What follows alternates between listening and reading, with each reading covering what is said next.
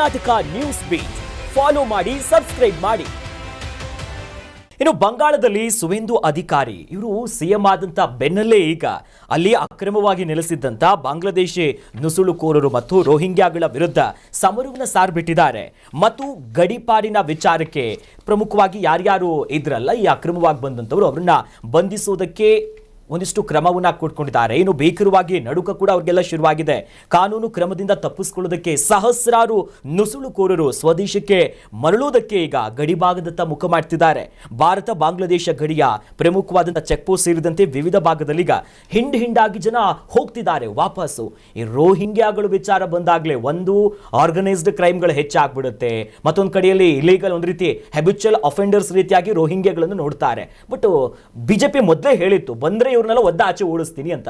ಬರ್ತಿದ್ದಂತೆ action ಶುರುವಾಗಿದೆ. ಈಗ ಪಶ್ಚಿಮ ಬಂಗಾಳದಲ್ಲಿ ತುಂಬ ದೊಡ್ಡ ಮಟ್ಟಕ್ಕೆ ಈ ನಕಲಿ ಮತದಾರರ ರೂಪದಲ್ಲಿ ಇವ್ರನ್ನೆಲ್ಲ ತುಂಬಿಸ್ಕೊಂಡು ಕೂತ್ಕೊಂಡಿದ್ದಾರೆ ಅಂತ ಆರೋಪ ಏನಿತ್ತು, ಅದಕ್ಕೆಲ್ಲ ಸಾಕ್ಷಿ ಅನ್ನುವಂಥ ಇವತ್ತು ಹಿಂಡುಗಟ್ಟಲೆ ಜನ ಅಲ್ಲಿಂದ ನುಸುಳುಕೋರರು ಹೋಗ್ತಾ ಇರುವಂಥದ್ದು ಸ್ಪಷ್ಟ ಆಗುತ್ತೆ.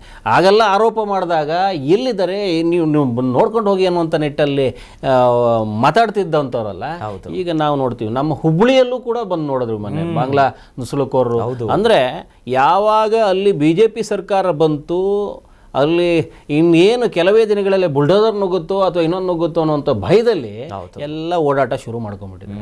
ಅಲ್ಲಿರುವಂಥ ಅವ್ರು ಯಾರು ಶ್ರೀಮಂತರು ಅಲ್ಲ, ಬಂದು ನುಸುಳುಕೋರರು ಎಲ್ಲರ ಬದುಕಿಗೆ ಬೆಂಕಿ ಹಚ್ಚಿದ್ದು ಇವರೇನೆ. ಇವರ ಲಾಭಕ್ಕೋಸ್ಕರ ಅಲ್ಲೆಲ್ಲೋ ನೆಮ್ಮದಿಯಾಗಿ ಕೂತ್ಕೊಂಡಿದ್ರು, ಇನ್ನೊಂದು ಮಾಡ್ತಾ ಇದ್ರು. ಇಲ್ಲಿ ಆಮಿಷಕ್ಕೆ ಬಲಿಯಾಗಿ ಇಲ್ಲಿ ಯಾರನ್ನೋ ಒಬ್ಬರನ್ನ ಒಂದು ಲೆಕ್ಕಾಚಾರಕ್ಕೆ ಟ್ರೀಟ್ ಮಾಡಿದ್ರು ಅನ್ನೋ ಒಂದು ಅಡಿಯಲ್ಲಿ ಬಂದು ಕೂತ್ಕೊಂಡಿರುವಂಥವ್ರು ಇವತ್ತು ನಿರಾಶ್ರಿತರು. ಅಲ್ಲೆಲ್ಲೋ ಇರ್ತಿದ್ರೇನೋ ಊಟಕ್ಕಿತ್ತೋ ಇನ್ನೊಂದು ಮತ್ತೊಂದು. ನೀವು ಬಾಂಗ್ಲಾದೇಶಿಕರು ಅಕ್ರಮ ವಲಸಿಗರು ಅಂತ ಹೇಳ್ತಿರಲ್ಲ, ಆ ವಲಸಿಗರನ್ನೆಲ್ಲ ಒಂದ್ಸರಿ ನೋಡಬೇಕು. ಪೊಲೀಸರು ಅವ್ರನ್ನ ವಶಕ್ಕೆ ತಗೊಂಡಾಗ ಕೆಲವೊಬ್ಬರ ಹತ್ರ ಊಟಕ್ಕೂ ದಿಕ್ಕಿರಲ್ಲ. ಅವ್ರು ಯಾವುದು ಇಲ್ಲದೆ ಇರೋ ಥರ ನಿರಾಶ್ರಿತರಾಗಿ ಆಹಾರನೂ ಇಲ್ಲದೆ ಅವ್ರು ಬಂದು ಕೂತ್ಕೊಳ್ಳಿ. ಮೊನ್ನೆ CCBಯಲ್ಲಿ ಒಂದು 21-22 ಜನರನ್ನ ಈ ಬೆಂಗಳೂರು ಸುತ್ತಮುತ್ತಲು ಅರೆಸ್ಟ್ ಮಾಡ್ಕೊಂಡು ಹೋಗ್ತಾರೆ. ಅಧಿಕಾರಿ ಒಬ್ಬರು ಹೇಳ್ತಾರೆ, ನೋಡಿದ್ರೆ ಚುರುಕನ್ನತ್ತೆ ಸರ್ ಅಂತ. ಅಂದರೆ ಇವರು ಅಕ್ರಮ ವಲಸಿಗರು ಅಥವಾ ಏನೂ ವ್ಯವಸ್ಥೆ ಇಲ್ಲದೆ ಇಲ್ಲಿ ನಿಂತ್ಕೋತಾರೋ. ಕೆಲವ್ರನ್ನ ನೋಡಿದ್ರೆ ಅಯ್ಯೋ ಅನಿಸುತ್ತೆ, ಅವ್ರನ್ನ ಇವರೇ ಸ್ವಂತ ಖರ್ಚಲ್ಲಿ ತಗೊಂಡೋಗಿ ಬಿಡುವಂಥ ವ್ಯವಸ್ಥೆನೂ ಮಾಡ್ತಾರೆ. ಅವ್ರಿಗೆ ಹೋಗೋದಕ್ಕೂ ವ್ಯವಸ್ಥೆ ಇಲ್ಲ. ಯಾರ್ಯಾರದು ಲಾಭಕ್ಕೆ ಎಲ್ಲೆಲ್ಲೋ ವಲಸೆ ಮಾಡ್ಕೊಂಡು ಕೂತ್ಕೊಂಡಿರುವಂಥವ್ರು ಒಂದು ವರ್ಗ ಇದೆ. ಆ ಅಕ್ರಮವಾಗೇ ನೆಲೆಸಬೇಕು, ಇಲ್ಲೊಂದಷ್ಟು ಅನೈತಿಕ ಅಕ್ರಮ ಚಟುವಟಿಕೆಗಳನ್ನೇ ಮಾಡಬೇಕು ಅನ್ನುವಂಥ ದೃಷ್ಟಿಲಿ ಬಂದು ಕೆಲವೊಂದಷ್ಟು ವರ್ಗ ಇರುತ್ತೆ. ಅದನ್ನು ಹೊರತುಪಡಿಸಿದ್ರೆ ಹೆಚ್ಚಾಗಿ ಕೆಲವೊಂದಷ್ಟು ಅಕ್ರಮಿಗರಿಗೆ ಆಶ್ರಯನೇ ಇರಲ್ಲ, ಅವರೆಲ್ಲ ಯಾವ ವ್ಯವಸ್ಥೆನೂ ಇರಲ್ಲ.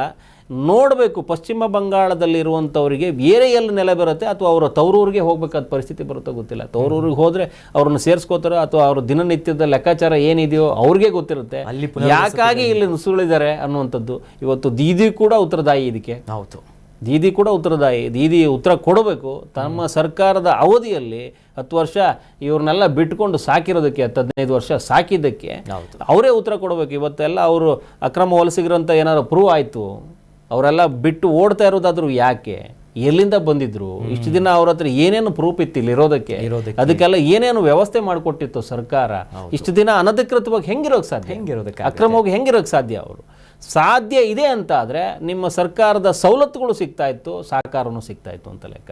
ನೀವು ಈ ನಿಟ್ಟಲ್ಲಿ ಉತ್ತರ ಕೊಡಲೇಬೇಕಾಗತ್ತೆ. ಸೊ ಉತ್ತರ ಕೊಡುವಂಥ ದಿನಗಳು ಬಂದಿದ್ದಾವೆ. ಹಾಗಾಗಿ ನೀವು ರಾಷ್ಟ್ರಪತಿ ಆಳ್ವಿಕೆ ಆದರೂ ಬರಲಿ, ನಾನು ಅಧಿಕಾರ ಬಿಟ್ಕೊಡಲ್ಲ ಅಂತ ಈ ಜಂಜಾಟಕ್ಕೆ ಬಿದ್ದಿದ್ದು, ನೀವು ಈ ಹೊಯ್ದಾಟಕ್ಕೆ ಬಿದ್ದಿದ್ದು. ಹೌದು, ನಿಮ್ಮ ಮೇಲೆ ಇವತ್ತಿನಿಂದ ಅಲ್ಲ, ಇದು ಮೊದಲಿಂದನೂ ಆರೋಪ ಇತ್ತು. ಈಗ ಆರೋಪ ಸಾಬೀತಾಗುವ ದಿನಗಳು. ನಿಮ್ಗೆ ಏನೇನು ಮಾಡಿದ್ರು ನಿಮ್ಮ ಮೇಲೆ ಆರೋಪಗಳನ್ನು ಒಂದೊಂದಾಗೇ ಸಾಬೀತು ಮಾಡ್ತಾ ಹೋಗ್ತಾರೆ. ಇದಕ್ಕೆ ಆರ್ಜಿಕರು ಸೇರ್ಕೊಳ್ಳುತ್ತೆ, ಮತ್ತೊಂದು ಸೇರ್ಕೊಳ್ಳುತ್ತೆ, ಮಗದೊಂದು ಸೇರ್ಕೊಳ್ಳುತ್ತೆ. ಇಲ್ಲಿವರೆಗೆ ಏನೇನು ಆಗಿದಾವೋ, ನಿಮ್ಮಲ್ಲಿ ಏನೇನು ಮಾಡಿಕೊಂಡು ಅನಾಚಾರಗಳು ಮಾಡಿಕೊಂಡು ಇಷ್ಟು ದಿನ ದೀದಿ ದರ್ಬಾರ್ ಆಗೋಗಿತ್ತಲ್ಲ, ಆ ದೀದಿ ದರ್ಬಾರ್ಗೆ ಇವತ್ತು ದಿನಮಾನ ಬಂದಿದೆ. ಒಂದು ಉತ್ತರ ಕೊಡಲೇಬೇಕು ನೀವು. ಆ ಉತ್ತರದ ನಿರೀಕ್ಷೆಯಲ್ಲಿ ಪಶ್ಚಿಮ ಇದೆ.